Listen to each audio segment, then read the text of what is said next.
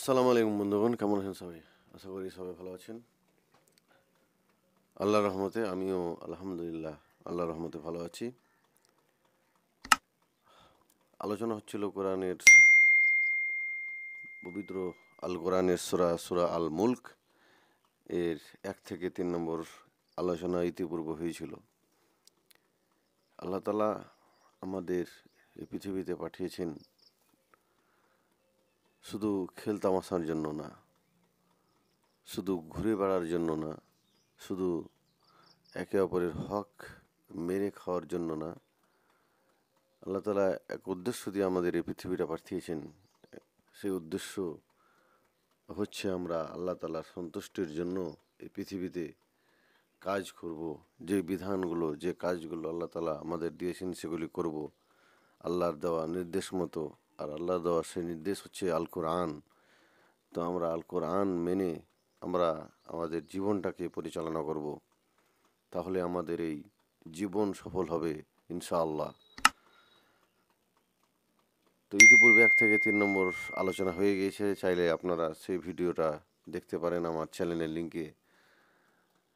তার ভিডিওর পুরো ডিটেলস দেওয়া আছে, আপনাদের খুঁজতে অসুবিধা হবে না। তো চলুন 4 নম্বর আয়াতে আল্লাহ তাআলা কি বলছেন, সূরা আল মুলক, যার অর্থ হচ্ছে সার্বভৌম কর্তৃত্ব বা একছত্র অধিকার, একছত্র কর্তৃত্ব তারই। তিনি হচ্ছেন আল্লাহ, তার ওপরে আর কেউই নাই। তিনি একক, তিনি অদ্বিতীয়, তিনি হচ্ছে আমাদের আল্লাহ, যেই আমাদের পৃথিবীতে সব চাইতে বেশি আমাদের ভালোবাসেন। আমরা হচ্ছি আল্লাহ তাআলার শ্রেষ্ঠ আশরাফুল মাখলুকাত।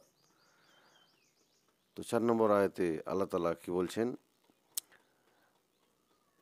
আউযু বিল্লাহি মিনাশ শাইতানির রাজিম, বিসমিল্লাহির রহমানির রহিম। পরম করুণাময় অসীম দয়ালু আল্লাহর নামে শুরু করছি।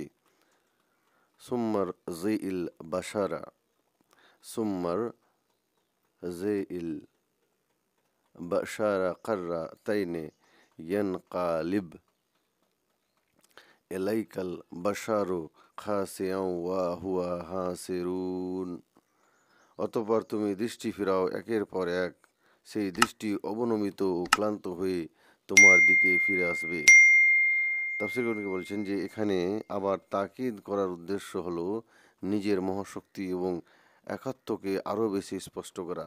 আল্লাহ তাআলার এই যে আল্লাহ তাআলা সৃষ্টি করেছেন এই সমস্ত কিছু, এই পৃথিবী, এই চন্দ্র সূর্য, তো আল্লাহ তাআলা সেদিকে লক্ষ্য করতে বলছেন, সেদিকে আপনাকে গবেষণা করার জন্য বলছেন, সেগুলো আপনাকে বিশ্লেষণ করা বলছেন যে কীভাবে এটা সৃষ্টি হতে পারে।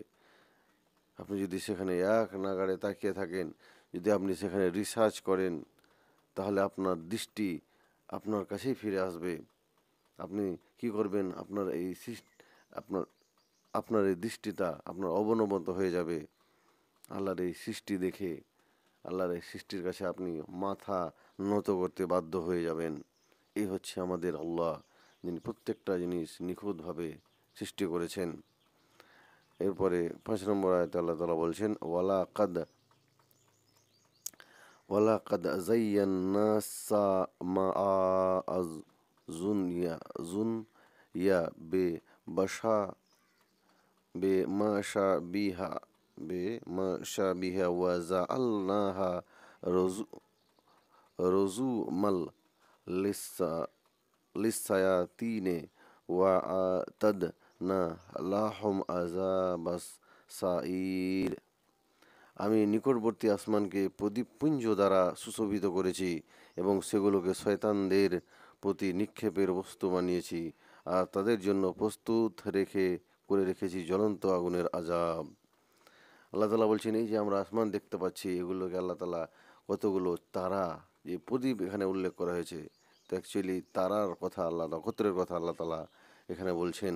তো এগুলোকে শুধু এই যে এমনি এমনি আল্লাহ তাআলা সৃষ্টি করে দিয়েছেন তা নয়, এগুলোকে শয়তান, জিন নামক শয়তানকে আল্লাহ তাআলা আরেকটা মখলুকাত সৃষ্টি করেছেন, জিন। সেই জিন কি করে, সেখানে গিয়ে কান পাতায়, সে আসমানের দরজায় গিয়ে, তখন ওই তারার থেকে কিছু আল্লাহ তাআলা আর রহমতে কিছু তারার পিণ্ডগুলো খসে সেই জিনদের ধাওয়া করে, সে জিনদেরকে তাড়ায়। এইগুলো হচ্ছে আল্লাহ তালার সৃষ্টির মধ্যে, এবং তাদের জন্য প্রস্তুত রেখেছেন জ্বলন্ত অগ্নির শাস্তি। হ্যাঁ, অবশ্যই যারা আল্লাহ তালা নাফরমানি হবে, আল্লাহ তালার অবাধ্য হবেন, তাদের জন্য অবশ্যই আল্লাহ তালা কী করে রেখেছেন জ্বলন্ত অগ্নির শাস্তি। আল্লাহ তালা জ্বলন্ত জাহান্নামের আগুন আল্লাহ তালা সৃষ্টি করেছেন। তাফসীর অনেকে বলছেন এখানে নক্ষত্র সৃষ্টির দুটি উদ্দেশ্য বর্ণনা করা হয়েছে। প্রথমত আসমানের সৌন্দর্য বর্ধন। দুটি আল্লাহ তালা নক্ষত্র কেন সৃষ্টি করেছেন? তো তাফসীরগণ বলছেন দুটি উদ্দেশ্য হচ্ছে, একটা হলো আসমানের সৌন্দর্য বর্ধন, কেননা তা প্রদীপের মতো দীপ্তমান সুন্দর দেখায়। যেভাবে দেখবেন হিন্দু ভাইদের দেখবেন তারা দীপাবলি যখন হয় তখন প্রদীপ জ্বালায় কেন? তার সৌন্দর্য বর্ধন করার জন্য, তাদের দেবতাদের খুশি করার জন্য, একটা ভালো ভাব নিয়ে আসার জন্য। এভাবে কি করে হিন্দু ভাইরা প্রদীপ জ্বালায়, যা মানে নিজের ঘর এলাকাটাকে চকচকে সুন্দর দেখানোর জন্য। তো ভাবেন তো আমাদের যারা সৃষ্টি করেছে সবাই কি, যত পৃথিবীতে মানুষ আছে সবাইকে আল্লাহ তালা সৃষ্টি করেছেন, আর প্রত্যেকটা জিনিস আল্লাহ তালা এমনভাবে সৃষ্টি করেছেন যাতে মানুষ সেখান থেকে উপকার পায়। আর তিনি এমনিভাবে এমনি এমনি সৃষ্টি করে দেননি, প্রত্যেকটা জিনিস এমনভাবে সৃষ্টি করেছেন যাতে মানুষ সেটা দেখে আনন্দ উপভোগ করতে পারে বা খুশি হয়, আনন্দ পায়। এই জন্য আল্লাহ তালা এই প্রথম আসমানের নিচে এতগুলো নক্ষত্র আল্লাহ তালা সাজিয়ে রেখেছেন। শুধু এমনি এমনি নয়, সৌন্দর্য বর্ধন করেছেন এগুলো দিয়ে, কেননা তা প্রদীপের মতো দীপ্তমান সুন্দর দেখা যায়। দ্বিতীয়ত, শয়তান দল যখন আসমানের দিকে যাওয়ার চেষ্টা করে তখন একে উল্কা রূপে তাদের উপর নিক্ষেপ করা হয়। যেমন শয়তান, যে একটু আগে বললাম, শয়তান যখন আসমানে আল্লাহ তালার গায়েবী, আল্লাহ তালার ভবিষ্যৎ কি হতে যাচ্ছে বা কি এই পৃথিবীতে হবে, আল্লাহ তালা ফেরেশতাকে নির্দেশ দেন, তখন সে কথাগুলো গিয়ে শয়তান শোনে। তখন আল্লাহ তালা সে শয়তানকে এই যে তারার মধ্যে থেকে কিছু পাথর বা কিছু জ্বলন্ত অগ্নি পিণ্ড নিক্ষেপ করে সে শয়তানের দিকে, যাতে করে সে শয়তান সেখান থেকে পালিয়ে যায়। এবং এর তৃতীয় উদ্দেশ্য যেটাকে অন্যত্র বর্ণনা করা হয়েছে তা হলো তা দ্বারা সমুদ্রে ও স্থলে পথ ও দিক নির্ণয় করা হয়। আর একটা হলো সমুদ্রে যখন বা স্থলে বা কোনো মরু জায়গায় বা জঙ্গলে যখন কেউ দিক খুঁজে পায় না, তখন এই চাঁদ তারাকে দেখে, অতীতকালে আমরা দেখতাম যখন এত আধুনিক প্রযুক্তি আবিষ্কার হয়নি, তখন মানুষেরা কী করত, এই তারা দেখে, এই নক্ষত্র দেখে তারা দিক নির্ণয় করত। তো এই হচ্ছে আল্লাহ তালার সৃষ্টি।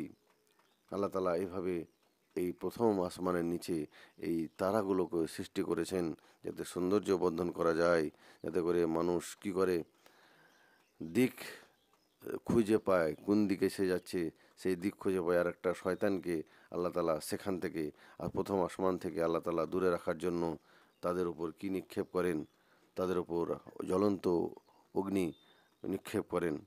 আমরা সবাই জানি যে আপনার পাশের যে চাঁদ তারাটা আছে সূর্য, আমি জানি সেটা জ্বলন্ত অগ্নিও একটা পিণ্ড। তো অবশ্যই সেই পিণ্ড থেকে আল্লাহ তালা কী করেন, শয়তানদেরকে নিক্ষেপ করেন, পাথর নিক্ষেপ করেন বা উল্কা নিক্ষেপ করেন, যাতে করে তারা আসমানের কোনো গায়েবী কথা বা ভবিষ্যৎবাণী তারা যাতে শুনতে না পারে। এভাবে আল্লাহ তালা সৃষ্টি করেছেন প্রত্যেকটা জিনিস।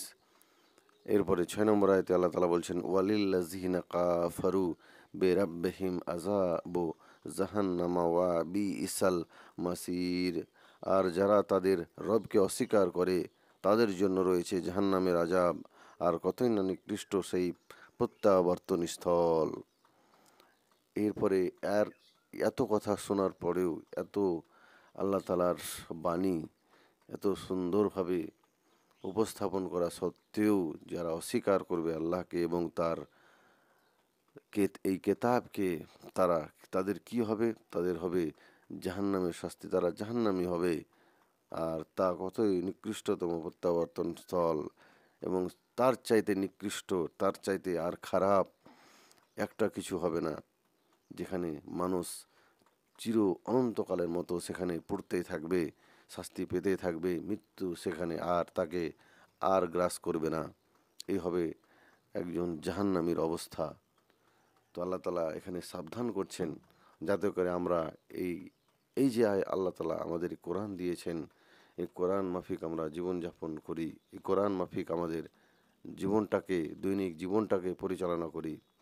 এই কোরআন শুধু এমনি এমনি আল্লাহ তালা দেননি। এই কোরআনকে শুধু টাকের ওপরে আলমারির ভিতরে রাখার জন্য আল্লাহ তালা দেননি। এই কোরআনকে আল্লাহ তালা পড়ার জন্য, বোঝার জন্য দিয়েছেন, যাতে করে আমরা বুঝি, শুনি এবং নিজের আমলকে এবং নিজের চরিত্রকে কী করতে পারি, শুধরাতে পারি। এই হচ্ছে আল্লাহ তালার কোরআন দেওয়ার উদ্দেশ্য। এরপরে 7 নম্বর আয়াতে আল্লাহ তালা বলছেন, এজা আ উলকু এজা আ উলকু উলকাউল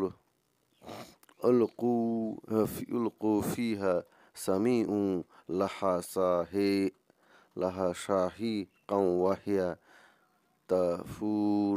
যখন তাদেরকে তাদের নিক্ষেপ করা হবে, তখন তারা তার নিকট শব্দ শুনতে পাবে আর তা উথলিয়ে উঠবে। যখন তারা যখন তারা তাতে নিক্ষিপ্ত হবে, যখন জাহান্নামীকে আল্লাহ তালা কী করবেন, জাহান্নামে নিক্ষেপ করবেন, তখন জাহান্নাম গর্জন করে উঠবে। যখন তারা জাহান্নাম গর্জন করে উঠবে এবং সেই গর্জন তারা শুনতে পাবে। কারা? সেই জাহান্নামীরা শুনতে পাবে আর তা উদ্দোলিত হবে।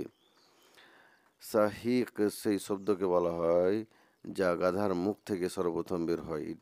এটা বড়ই বিদঘুটে আওয়াজ। কিয়ামতের দিন জাহান্নামও গাধার মতো চিৎকার করবে এবং আগুনের উপর রাখা ফুটন্ত হাঁড়ির মতো উদ্দোলিত হতে থাকবে। যেভাবে আমার উপর ফুটন্ত হাঁড়ির মতো উদ্দোলিত, যেভাবে হাঁড়িতে যখন আপনি কিছু গরম করে তখন পানি গড়গড় করে চারিদিকে ফুটতে থাকে, জাহান্নামও সেদিন জাহান্নামীরাকে পেয়ে জাহান্নামী যখন জাহান্নামের মধ্যে যাবে তখন জাহান্নাম গাধার মতো চিৎকার করতে থাকবে। সেরকম আল্লাহ তালা সেভাবে বলেছেন, আওয়াজ সেই বিকট, একটা এমন বিকট আওয়াজ করবে। তো সেই বিকটের আওয়াজের কথা আল্লাহ তালা এখানে বলেছেন যে কতই না নিকৃষ্ট হবে সেই জায়গা যেখানে জাহান্নামীরা যাবে। আল্লাহ তালা আমাদের সেই জাহান্নাম থেকে রক্ষা করুক। সকলে পড়ুন আমিন। এরপরে 8 নম্বর আয়াতে আল্লাহ তালা বলছেন, তাকাদু তাকাদু তামা তাকাদু তামাই ইয়া আজু মিনাল গাইতে তাকাদু তামাইজু মিনাল গাইতে কুল্লা মা উলকিয়া ফিহা ফাউজুন সাআলাহুম সাআলাহুম খাজানা তো হা আলাম ইয়াতে খুম নাজির। ক্রোধে তা ছিন্ন ভিন্ন হবার উপক্রম হবে। যখনই তাতে কোনো দলকে নিক্ষেপ করা হবে, তখন তার প্রহরীরা তাদেরকে জিজ্ঞাসা করবে, তোমাদের নিকট কি কোনো সতর্ককারী আসেনি?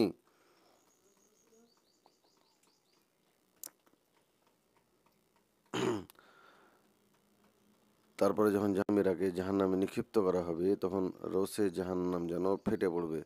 যখনই তাতে কোনো দলকে নিক্ষেপ করা হবে, তখনই তাদেরকে তার রক্ষীরা জিজ্ঞাসা করবে, তোমাদের নিকট কি কোনো সতর্ককারী আসেনি? যখন জাহান্নামীদেরকে জাহান্নামে নিক্ষেপ করা হবে, তখন জাহান্নামের যারা প্রহরী হবে, যারা পাহারাদার হবে, তারা বলবে, তোমাদের কাছে কোনো সতর্ককারী বা কোনো এমন ব্যক্তি আসেনি যারা তোমাকে এর ব্যাপারে, এই জাহান্নামের ব্যাপারে সতর্ক করেছে? তোমাদের কেউ আসেনি? তাফসীরগণ বলছেন, ক্রোধে ও রাগে তার একাংশ অন্যাংশ থেকে বিচ্ছিন্ন হয়ে যাবে। এই জাহান্নাম কাফেরদেরকে দেখে বড় ক্রোধান্বিত হওয়ায় এই অনুভূতি মহান আল্লাহ তার মধ্যে সৃষ্টি করে দেবেন। আর এ কাজ তার জন্য কঠিন নয়, যার কারণে তোমাদেরকে আজ জাহান্নামের স্বাদ গ্রহণ করতে হলো।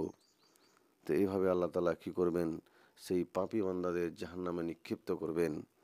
আর সেই জাহান্নামের ফেরেশতা বলবেন, তোমাদেরকে কাছে কোনো এমন ব্যক্তি আসেনি যে তোমাদেরকে জাহান্নাম সম্পর্কে, এই আযাব সম্পর্কে বলেছিল?